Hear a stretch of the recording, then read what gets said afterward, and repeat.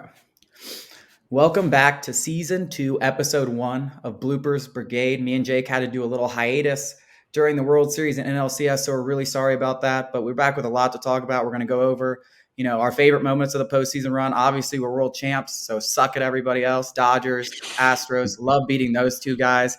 And then we're going to talk about the early parts of the offseason, what's been happening. We didn't have a ton of offseason transactions as in moves, but we did have Marcell Ozuna get cleared to play. And obviously the Freddie Freeman news. It seems like there's a new rumor every week. So we're going to get into that, Jake. So let's start with the NLCS. We get the Dodgers.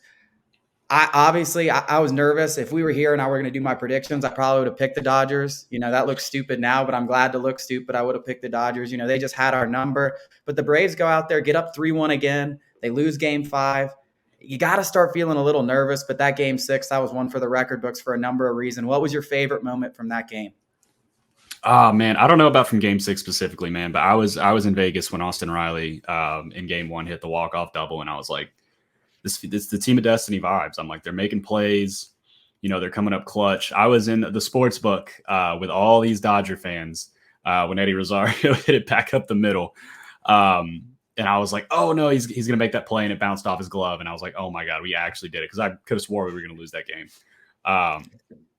And it was just everybody coming up clutch, man. Like, it was just a different game. Somebody was stepping up. Somebody was making a play, and that's the reason the Braves got to where they were. It wasn't just overpowering, just absolutely crushing everybody on their path. Like, guys were stepping up when it mattered. Yeah, I mean, Eddie Rosario during that NLCS was played about the best baseball you could have ever imagined. He completely replaced Ronald Acuna. Not even Acuna could have done that. The guy was just electric. He comes up with the big hit in game 2. Yeah, we were both out of town. So I was actually in Baton Rouge during game 1 when Austin Riley walks it off. And I'm the only guy in Fred's, which is a bar in Tigerland. After LSU, I think they'd beaten Florida that day. So it's a Saturday, and I'm the only one just standing there going nuts over the Braves game. I was like, this is so much more important than what's going on in the LSU game or any other college football game. So I was going nuts for that. And then game 2, it's a Sunday. I'm still in Baton Rouge, and I'm with my friends from Louisiana watching the game. And, Austin Riley hits that double to tie the game. Ozzy's coming around third, gets safe. Just an incredible moment. And then you win right there on 2 walk-offs in the bottom of the 9th. So, yeah, I mean, that definitely gave you the team of destiny vibes. But then you kind of blow game 3 where Luke Jackson gives up all those runs to Cody Bellinger homer. It kind of makes you sick. You're like, damn, is this really going to happen again? You definitely kind of think the momentum changes. But that was what was different about this team. They come back in game 4 on the road in Los Angeles, a place where I think they had lost 11 straight games, something ridiculous, and like 7 straight playoff games, and they just go nuts. I mean, Adam Duvall gets you started early with a home run, and he robs the ball for a home run. Freddie Freeman hits a homer. Eddie Rosario hits a homer. I mean, it was just, they absolutely obliterate them.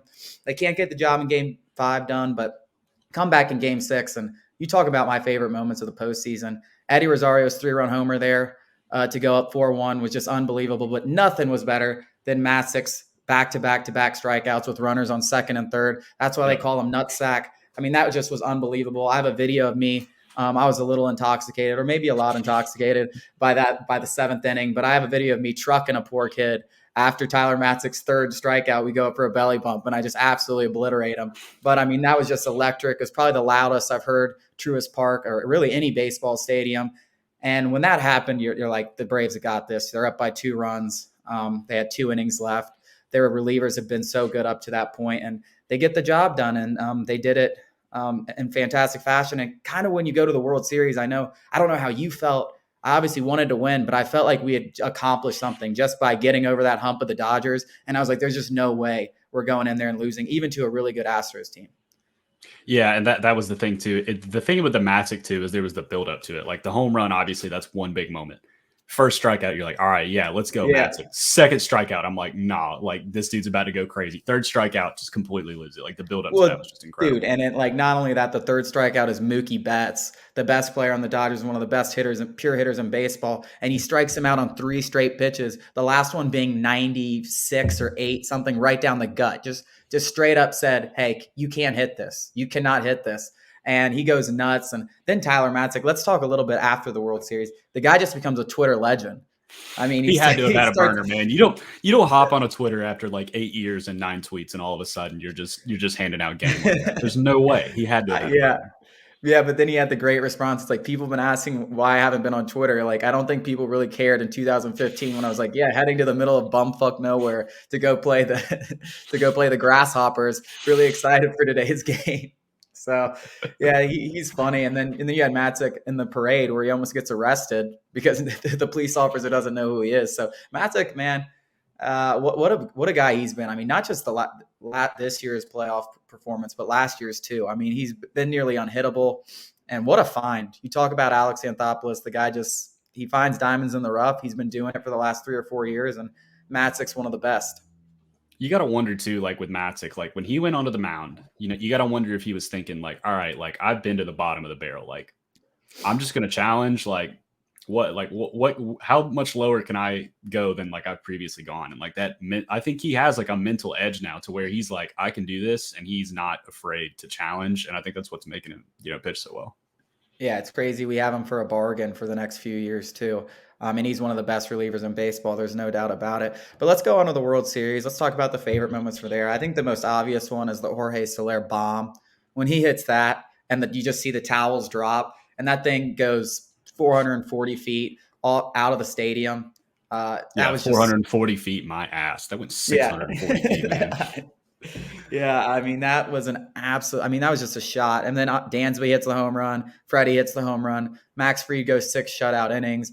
After That getting game his 6. ankles stomped, But, I mean, you could talk about – I mean, how about the game 4 when we're down 2-0, we haven't been able to get anything going, and then Dansby and Soler go back-to-back to go up 3-2 and win that game. Even the Adam Duvall homer in Game 5 that we lost, I I was was at there that for game. that, man. I was going nuts. That was like about the loudest I've ever heard. I mean, it was just pure elation because, at that moment you think, damn, we just went up 5-0. I think it was, we're going to win this damn thing right here in Atlanta. And I think we might've saved the city from some severe damage just by not winning in Atlanta that night, because I don't know. I mean, the Battery was just a madhouse. I mean, there had to be 100,000 It people was outside the ridiculous. They had stadium. they had like barriers up where you couldn't even like Yeah. walk around after like a certain point.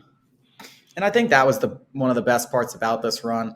And I know for me and you, this is really the first kind of championship run we've ever really gotten to experience, from it's just like the city united. Like, I swear to God, I'm sitting there in like a $3 cafe on like a Tuesday, and like all of a sudden the chopper ups, and like it's like 3 o'clock. It's just like people just start chopping, and it was like it was crazy. People that I had never even talked to about baseball in my life were texting me about the games, and I'm like, I mean, it was just awesome to see.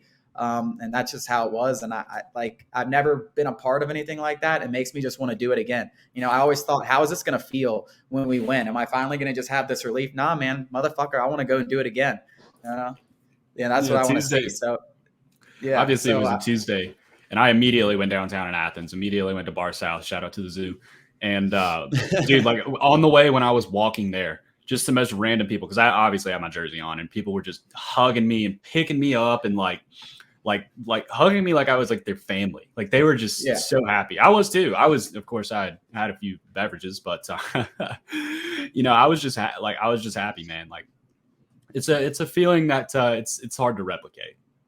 Yeah, especially the way that the Braves lost the year before. But I almost like it that we did lose that way and we won this way, because you actually had the fans there. It was a 162 game season. You can't take anything away from it. And then, of course, the way the Braves did it, being under 500 for most of the season, getting all those trades, and then becoming the hottest team in baseball. And really, we played I think the 3 best teams in baseball, in the Brewers, Astros, and Dodgers. I think those are the 3 best teams. And none of the series were particularly close. We never went to a finale game. I think the Brewers actually had us probably the closest to the edge. If Freddie Freeman doesn't hit that homer off Hader, we might go to a Game 5 with Corbin Burns, and who knows what happens. But the Dodgers, they had their chance, but I mean, they were down 3-1. We easily could have swept them, really, if Bellinger doesn't hit that homer. And the Astros, they were down 3-1, and you easily could have beat them in Game 5 after that grand slam. So, I mean, the Braves not only, were the hottest teams in baseball, they were the best team in baseball. So it really pissed me off during the whole run. We're talking about 88 wins. Shut up. Since the trade deadline, That's why you played playoffs.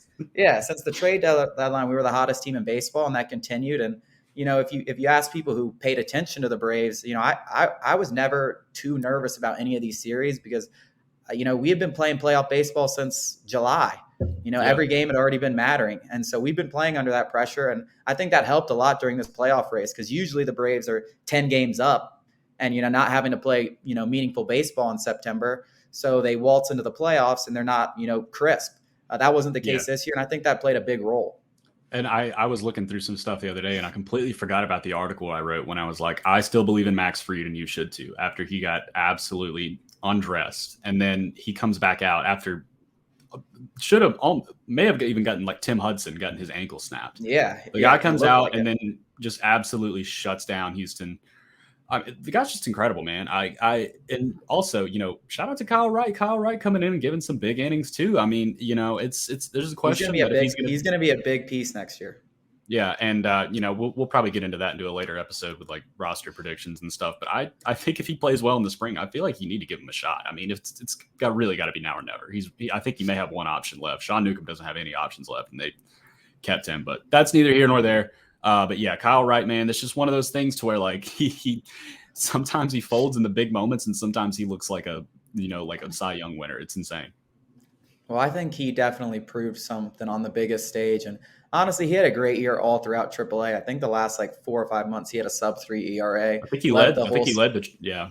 Southern League in strikeouts. Yeah. So, I mean, he had a great year, and all reports were that he's really taken some strides in the right direction. And I think that's something that Wright needed for a while. I mean, if you think about it, he's been being yo-yoed up from the minors and not even getting a start in AAA and then going to the majors to not even pitch either. And he'd have these 15 days off where never could find a rhythm. I think it was good that he finally got a whole season. And I think you saw, the results from that in the World Series. And that's only going to give you so much confidence going into next year. I firmly Exactly. believe Kyle Wright will be a part of that rotation. I think the Braves will add another starter. And I think Kyle Wright will be that fifth man in that rotation. And he's a dangerous fifth man because if he figures it out, I mean, there's no doubt about it. He might have the best stuff out of everyone, maybe in the whole rotation, Max That's what I've Fried and been Charlie Morton preaching, man. included. That's Yeah. what I've been preaching, man. You look at that kid and you look at the makeup that he has. You can't quit on that. You cannot quit on the stuff that he has, man. He probably has 6 pitches, and he's got good stuff. He's just got to locate. And I think you're right. I think it was perfect. He got some consistency in AAA. He got into a routine. He pitched well, and then he comes up in probably the biggest moment of his life and does well. I feel like that's such a big confidence boost, and I feel like that's going to help him out a lot. Yeah, I mean, there's no doubt in my mind that he's going to be a big piece. And if not, I mean, the Braves have other guys, Kyle Mueller, Tucker Davidson. I still think they bring in another starter, whether it be like a back end veteran type. I almost think like Drew Smiley is kind of an option just if they get him on like a 1 year, $4 million, $5 million deal just to eat some innings. He's definitely not my favorite option, but I do think they bring in another arm just to stabilize the back end of that rotation. And maybe they trade for one. I'm a big Sonny Gray guy. Luis Castillo's out there. The A's got a couple pitchers that they're shopping. So a lot of options for when this lockout ends, and I'm Yeah, really excited. But let's talk about that's some stuff that's happened already before the lockout. The Braves weren't the busiest teams, but they did make a few signings. Most notably, I'll say we signed Manny Pena, who was probably the best catcher on the open market. easily. It was a terrible catcher's market, but he was probably the best name out there. He'll serve as a backup behind Travis d'Arnaud. And I really think the main thing about the Pena signing is what does it mean for William Contreras? Yeah, definitely. And the thing is with Pena too, and I really frankly didn't know that much about him. We might have talked about him during the NLTS preview. We can go look at that. I highly doubt it. Yeah, I was looking and like his ISO power and his stolen base allowed rate are pretty tops in the league. Like they're up there. And I think that's exactly what you need behind Travis d'Arnaud. Two things that he may not do particularly well. Like, Travis is a little more of a gap to gap guy. He's not a crazy power hitter, and he obviously doesn't throw out very many runners. But, I think that's perfect for a backup catcher. I think that's exactly what you should look for. And, I was looking at like the Fangraph WAR ratings for catchers, and I think Jeff Mathis was 4th. So, it wasn't a great market. So Anthopoulos went out, immediately got Pena. Love that move. I talked about trading for Jacob Stallings, which the Marlins actually ended up doing. But that probably would have been your only other option. And I think getting Pena was probably the better move. Yeah, I mean, because I think he costs $3.5 million this year and maybe $4 million next year, and then he has an option for 2024. So, could be a really good deal. I think Shea Langoliers by 2024 will be up, but maybe Manny Pena is the backup behind him. Travis d'Arnaud's only signed through 2023. But let's get back to Contreras. He plays a lot in the majors last season for us out of necessity. And now you're going to have Shea probably moving up to AAA. A lot of people are kind of thinking he's going to be trade bait. And I can't help but agree because I don't really see where he fits in now that you have d'Arnaud and Manny Pena signed through 2023. And then you have Shea Langeliers probably on the cusp of the majors by 2022 or by 2022, 2023 as well. Yeah, well, I've said from the beginning, my comp for Shea Langeliers in the majors is JT Realmuto. And that's not a guy you want to be splitting 50-50 with in AAA with William Contreras. And, I don't fault Contreras for that. He has been forced into action. He never played an inning of AAA baseball before he had to debut. He's kind of gotten a raw deal on it. But also, you look at teams like Baltimore, Pittsburgh. But neither of those teams have a catcher on the 40-man. Yeah. And Adley Rutschman will be there soon. Yeah, Adley for the Baltimore. But yeah. But still, when you look at a team like Baltimore, they need all the help they can get. And when you talk about a package for maybe a Cedric Mullins or maybe a Brian Reynolds, that's a logical fit. And both of those guys have been rumored to be available.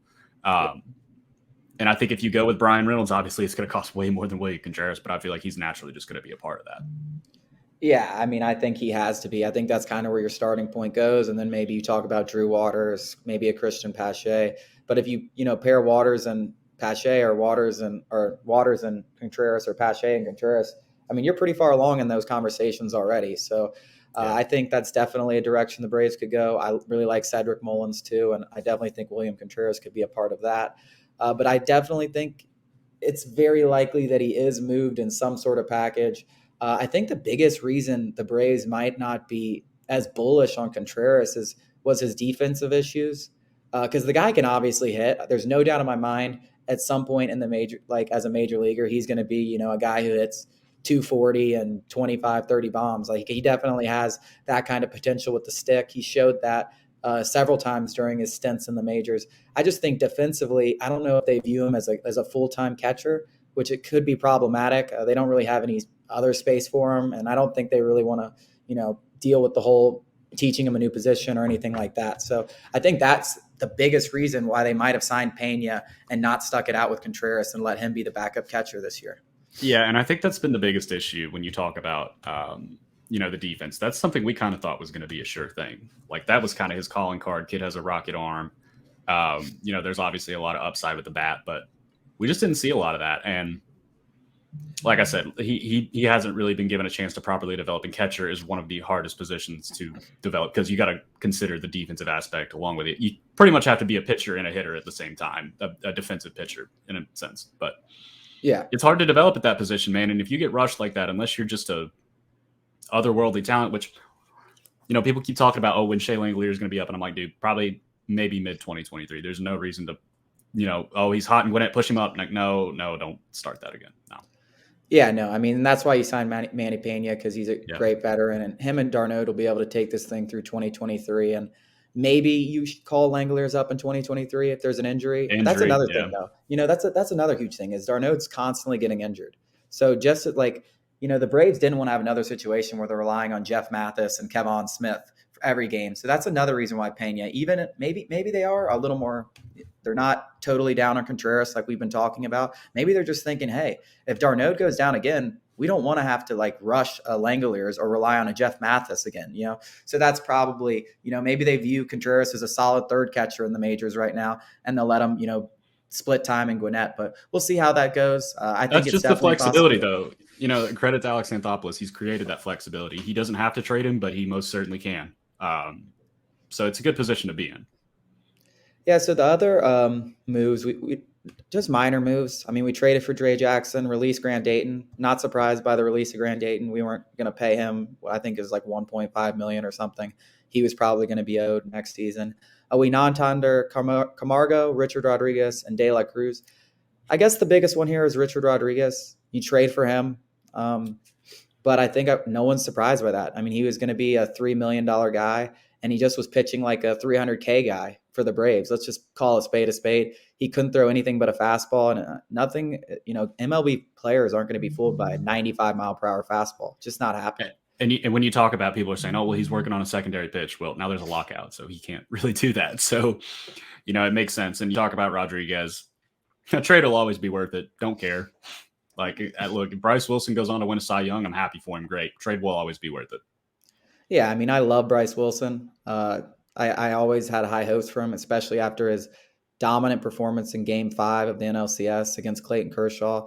That'll I'm always glad be he's a getting to great pitch moment. every day or every 5 days. Yeah, but he just wasn't happening here. Let's just call a spade a spade. It just was not happening here when you have guys like Tucker Davidson, Kyle Mueller, Huascar Ynoa, Kyle Wright, who are have higher upside than him. Right on the cusp of being major league pitchers, and then you already have three guys in Morton, Anderson, and Freed in the rotation. So it wasn't happening for him here. He wasn't very successful when he was in the majors. And you get a guy like Rodriguez, you try to bolster your bullpen. He actually did pretty well at the beginning. He fell off towards the end. It's a wash. It is what it is. But I hope Bryce Wilson does great. I'm never going to call that trade a huge loss. Maybe you regret it in hindsight, but there's no reason to give Rodriguez $3 million to try to save that trade. Yeah, and I mean, do you think the Cubs regret signing Jason Hayward? Yeah, he's on a god awful, horrible contract, but guess what? They won a World Series, so it's really not that big of a deal. Yeah, I And of mean, course, with Johan Camargo and Arcia, it was always going to come down to the fact that Arcia could play shortstop, and Camargo this year I think went like 0 for 20 and across the playoffs and regular season. And I mean, it was time. I like Camargo. I really thought at some point he might recapture some of what he showed earlier on in the process, but I mean, we've seen him loaf at times. We've seen him slack a little bit, and there's no point when you have Arcia who can play more positions, and he's a switch hitter too. It's just there was really no reason to keep Johan Camargo around in AAA for the price. I hope he gets to play. Like, I don't have any hard feelings for the guy, but he'll probably get to play in Philly at some point because they always have injury troubles in the infield. But I guess we'll see. yeah, I was probably one of the bigger Johan Camargo stands. I always wanted him to get more playing time. Even after they signed Donaldson, I thought they'd make him a super utility man, where they play like Yeah, start him maybe 3 times a week. Just never happened. He never got hot. He never got comfortable. I don't know the reasoning. Maybe that one year was just a fluke. I mean, baseball is a very volatile sport. You get hot, you get cold. Obviously, Chris Camargo's Johnson. shown the ability. Yeah, he's shown the ability. He can do it. Will it happen? Maybe in 4 years from now. Maybe it'll happen next year. You know how this thing goes. Some guy signs with the division rival and he ends up killing the Braves. So maybe that's what he needs. But yeah, it was definitely time to move on from him. And then I think you get Arcia. They signed him to a 2-year deal with like a $3 million deal which is like a million, and then like $1 million buyout or something like that. So it was a really team friendly deal to keep him around instead of Camargo, and it just made more sense. I think Arcia has more control too. So really a no brainer there, especially once Arcia's deal came out. I knew Camargo was getting the boot, but hopefully he has a good time in Philly, just not against the Braves. Yeah, exactly. I'm sure we'll get a Camargo grand slam against us at some point. We'll just wait on that to happen. Without a doubt, the guy hasn't hit a homer in like 3 years, but it's coming against us. We did bring back an old friend, Darren O'Day. I really like that move. I never understood why we let him go, but he ended up getting injured. So you kind of say, okay, well, thank God we didn't sign him. But who knows if he would have gotten injured with the Braves. He's on a minor league deal. I expect him to be on the roster by the time opening day comes, presuming he's healthy. Rob Griswold and Ryan Castillo, I don't really know much about those guys. I don't know if you do. Castillo, he's been with the Braves for a while. He's a Chattanooga native. That's really the only reason I knew who he was. I don't know who Griswold is, but they were signed. And speaking of the minor league guys, Jaciel De La Cruz being let go was a little surprising too, especially because he was not a tender candidate. They just let him go. Yeah, I mean, he had a absolutely terrible 2021, but he's a guy who really built up some value in the system as a borderline top 10 prospect by a lot of people, and I almost think he was everywhere number 10 top. with MLB Pipeline, but when the season Yeah, started. I mean, we saw number 10, 15, pretty much everywhere he was a top 20 prospect. I think he's only 24, 25 years old. So I was a little surprised by that too. I guess they just saw something. I mean, we don't get to watch like the guys in Gwinnett, so maybe they just saw a really, big fall off and just felt like he couldn't, be a major league pitcher. I mean, this was a I guy mean, we who was saw on it the with Jeremy 40 man. Walker. I mean, the same thing. We Yeah, were so high on Jeremy Walker. Same thing. yeah. I mean, I think that had to do with the shoulder injury, but I don't know still to this day because he never pitched. I think he signed with the Giants, and I don't Yeah. think he ever pitched this season. So, yeah, I mean, Nah, sometimes De La Cruz had injury troubles too. I think that was a big part of what was going on this year. yeah. So, I mean, yeah, but then you look at all the arms, especially the new guys. I mean, you talk about the 2020 draft class: Strider, Elder, Schuster. I mean, those guys all performed really, really well. So I think it, gave you a little, leeway to let go a guy like De La Cruz if you don't think he's going to make it. So that was definitely interesting. But the big signing outside of Manny Pena, if you call that a big one, Kirby Yates. I'm a big fan of Kirby Yates. I wanted him to sign last year. He failed a physical, which ended up being a really good move by the Braves to go with their gut because he ended up having Tommy John surgery before the season after signing with the Blue Jays. He won't be back probably until 3 or 4 months into the season. But if you can get him back for that playoff run and he can be anything close to what he was in 2018, 2019, which is arguably the best reliever in all of Major League Baseball, this is a fantastic deal. And I love this deal even more because of the way it's structured. He's only getting paid $1 million this year. And then he gets, I think $4.25 million for 2023 with like a $1.25 million buyout or something like that. Maybe just $1 million buyout. So it's structured really team friendly for this year that they don't have to rush Yates back. But if he's ready and he can pitch, the final month or two of the season and into the playoffs, that bullpen automatically looks even more deadly than it does with Minter and Matzik and Jackson and Smith if they can, continue to trend the way they were in the postseason. You know what? It's like making a trade without making a trade. All right, Chip Carey. But yeah, no, Hey, I mean, speaking of which, really is. speaking of which, we didn't mention it. Playoff Mentor cheat code, absolutely. Yeah, I mean, I just think about all the times that I was like pissed off at Brian Snicker for putting in AJ Minter in like high leverage situations during the regular season. And at the end of the day, you think about it now, and it's like, damn, he was just preparing the man for what he was going to have to do, what the Braves were going to need from him. But they needed a guy from the left side that could hum at 98 miles per hour and shut down a high-powered offense. Because let's be honest, facing a guy like AJ Minter is just uncomfortable. Like anytime, if you played baseball at any point in your career, I never faced a guy who's throwing 98 from the left side. But every hard throwing lefty that you face is just an uncomfortable at bat. Doesn't matter if you're a righty or a lefty. And you saw that. I mean, I don't think Minter knew where the ball was going half the time. But as long as it landed in the strike zone, it was hard to hit. And that's really all he needs to do is put that great stuff in the strike zone. He was unbelievable, man. I mean, he really was. Outside of, I think, one outing, he was basically flawless, and that's 2 years in a row where I think he now has a sub-2 ERA in the playoffs. And playoff Mentor is a cheat code. Tyler Matzik, they all, except for Luke Jackson, Will Smith.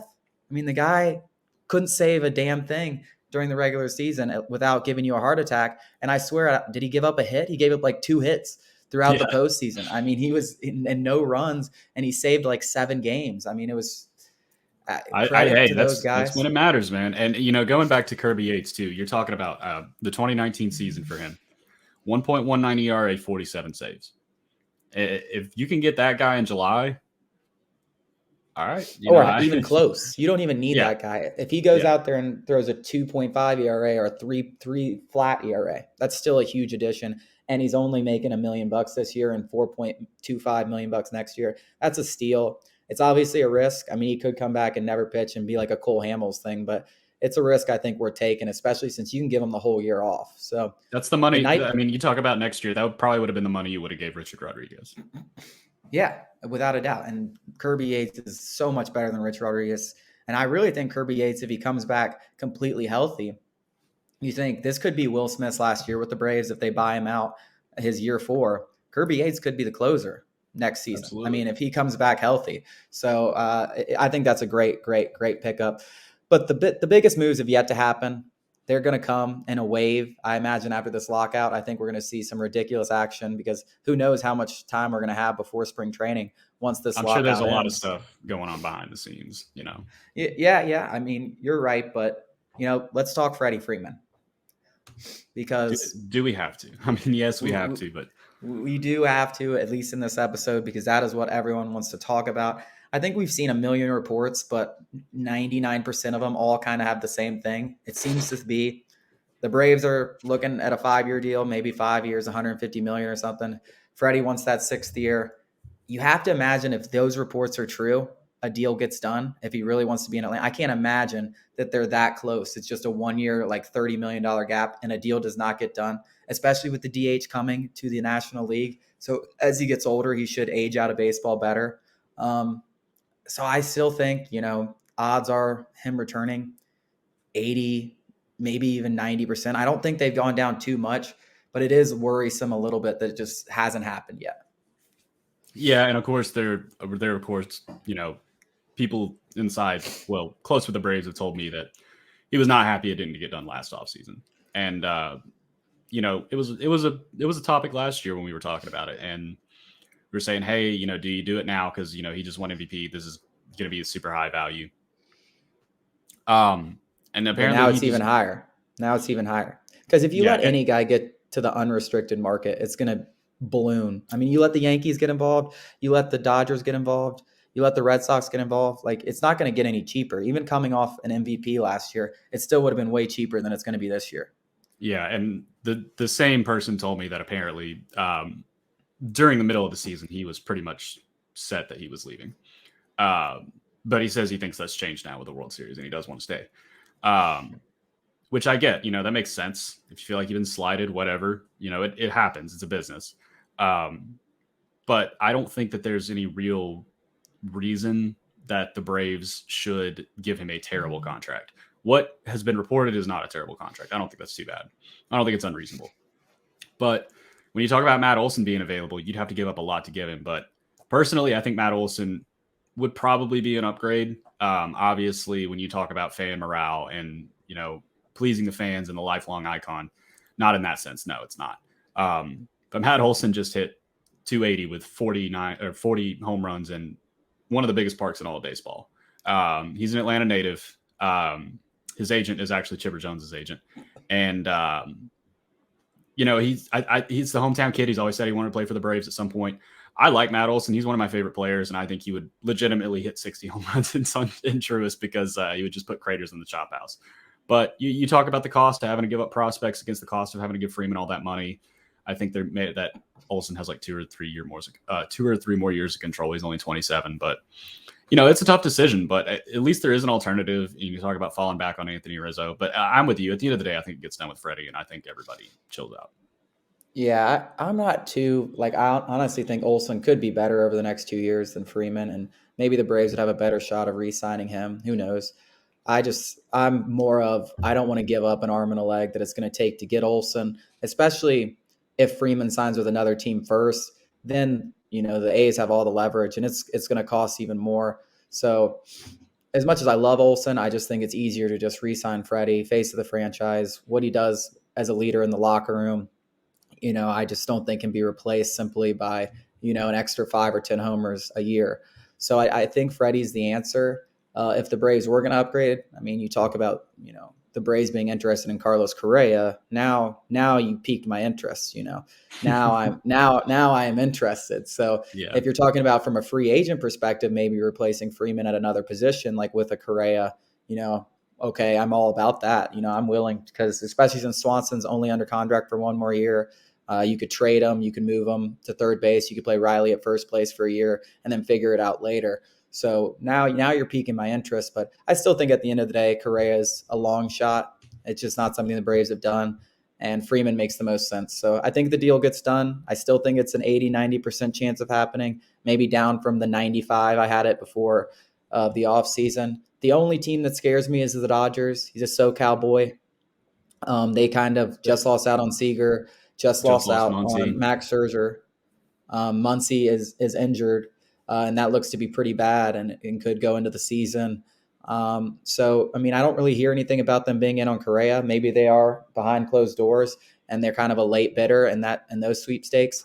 But if they're not, you have to imagine they got money to spend, and there's not a lot of high quality superstar free agents out there other than Freddie Freeman that make a lot of sense. So that's the one team that scares me, especially since they're obviously a rival of the Braves and probably the Braves' biggest competition, standing in front of them in a World Series. But that's the only team. The Yankees, those reports have been they're very interested, but they don't believe he's leaving the Braves. So just hopefully that gap closes and we can put just a book on this, because I can tell you what, all those Braves fans, if Marcell Ozuna is in the lineup and Freddie Freeman is not in the lineup to start next year, even after a World Series, that's a big way to kill some fan energy after a World Series. As pumped up as everyone is right now, that would definitely kill some fan energy.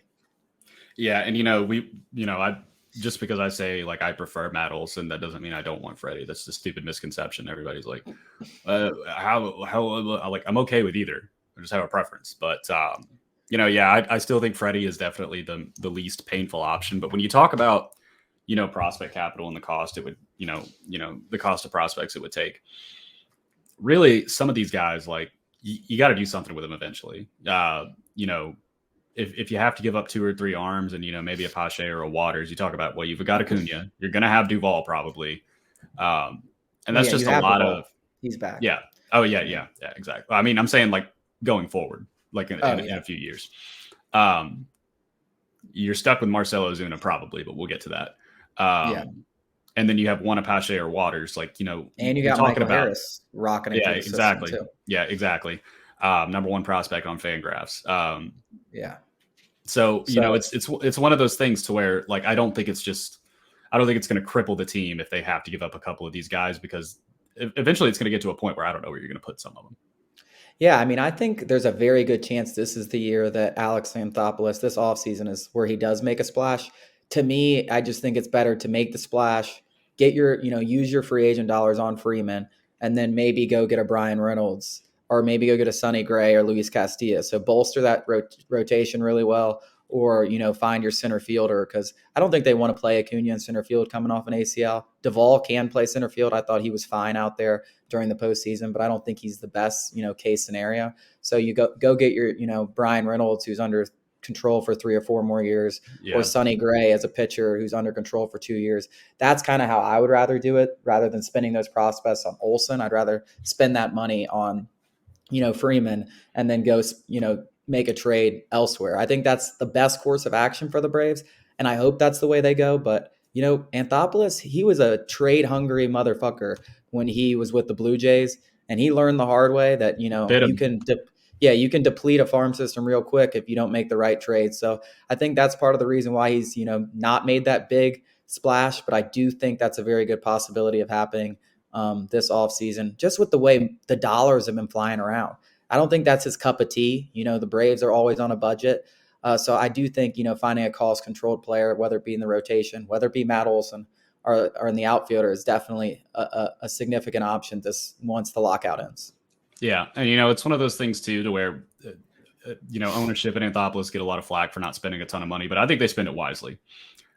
You can point to very few bad contracts. Of course, with Marcell Ozuna, none of us saw that coming. Everybody wanted him back. We can't sit here and play that's a horrible contract game. Yeah. No, everybody wanted Marcell Ozuna back.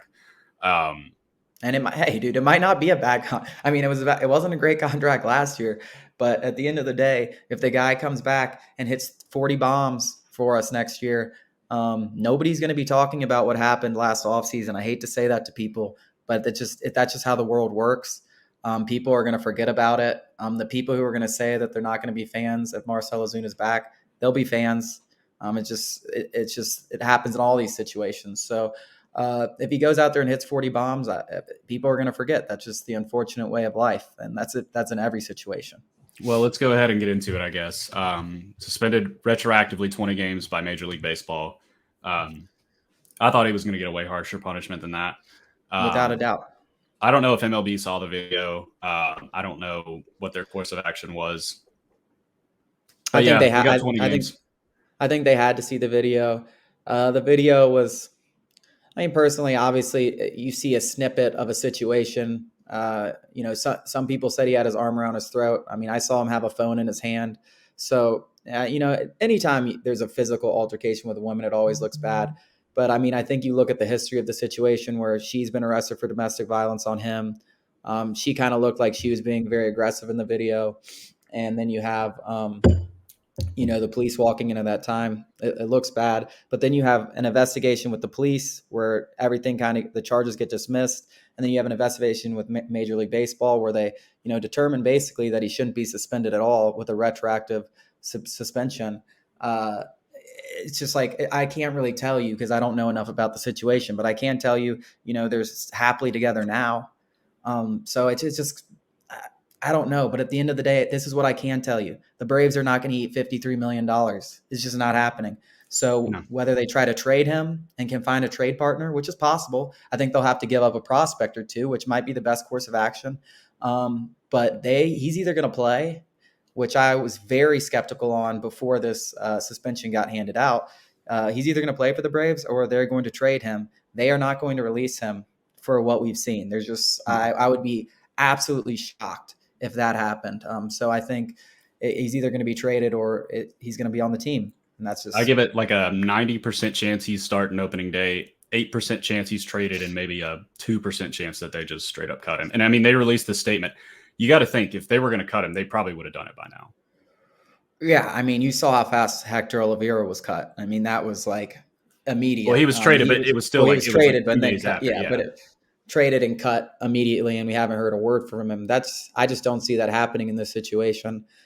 So I mean, They it's really released the hard. statement though. They were like, "We're working with Marcell. Something he understands his actions. Like if he was going to be cut, I feel like that would have been the announcement. And instead of we understand what Marcell like, yada yada, whatever they said."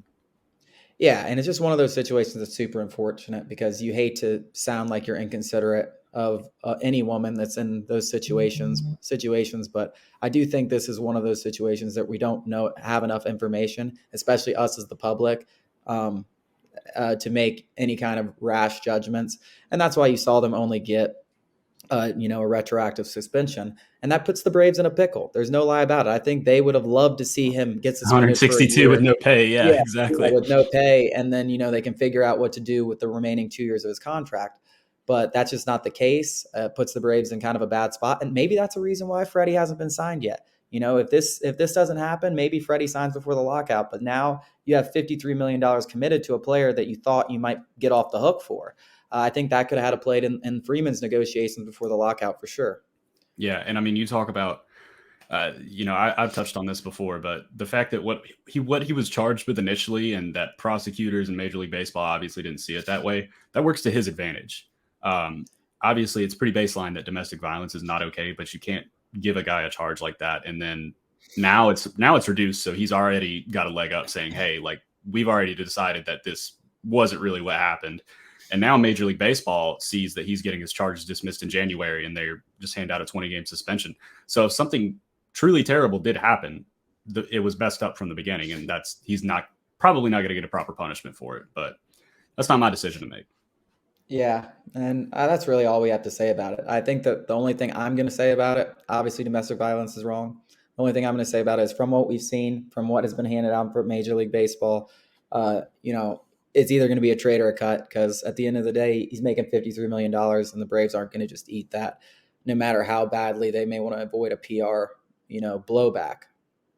Yeah, I mean, I think gut feeling, I say he probably starts opening day. People aren't going to like it. They have the right to not like it, but that's just how I think it's going to end up happening. Yeah, man. But we'll talk about it a lot more. I'm sure we'll get a lot more details, and who knows? I don't know if you can really release a player during the lockout, but they might let him go. But that wraps us up for our season 2, episode 1. We are going to be back, I guess, a few times over the off season, especially during this lockout, covering the rest of the things that have happened so far this off season, and then hopefully the lockout ends pretty soon, so we can get into some real talk about other free agent targets, trade targets, stuff like that. And then before you know it, it'll be February and we'll be talking about spring training. Yeah, hopefully. Yeah, if the season gets delayed, it's really going to suck. This lockout's killing me. The off season's so much fun to me. Like it's the best part. You hear all the rumors, all the new guys that could be playing on your team. It's trade rumors. It's free agency rumors. Are the Braves going to get Carlos Correa? I never even thought that was possible, but that just gets one day before the lockout, we get the news. Yeah. And now it's like, oh, I want to know, like, how interested are we about Carlos Correa? So, unfortunately, I think me and you both agree it's going to last a while. Hopefully, resolved in January. That's my hope because you get pitchers and catchers report in end of February. So, hopefully, January we see some resolution with this, but it's going to be a little while. So we're going to keep you up to date with everything that's going on so far in the off season and what could happen once the lockout ends. Yeah, like I said, I just hope it's over quickly. Nothing like having the Freddie Freeman saga drag on and everybody just talk about literally nothing else. Yeah, no, I mean it's and I could see this going into like March. I imagine that's where this is headed. So I guess it's good for. I mean, the lockout's not good for the site, but having Freddie Freeman still a free agent is like we can just type every room. I wonder what he is having for breakfast today. I think the fans need to know that. I think they set up their Christmas tree this morning, so he probably had like a stack of pancakes. We need to get his Christmas card. Yeah, absolutely. We got to see. No, we got to find out what house did he put the Christmas tree up in? Was it the California house or was it the Atlanta house? Don't not. That's a juicy rumor. Freddie Freeman sets up his Christmas tree in his California house, leaves the Atlanta house abandoned for Christmas. Yep, Dodgers That'll confirmed. get some people. All right, well that wraps it up. Thank you guys for listening. We will be doing this more consistently. Sorry for missing a 2 month hiatus. I only move once, and the holidays happen. So thank you guys for listening. We'll be back soon.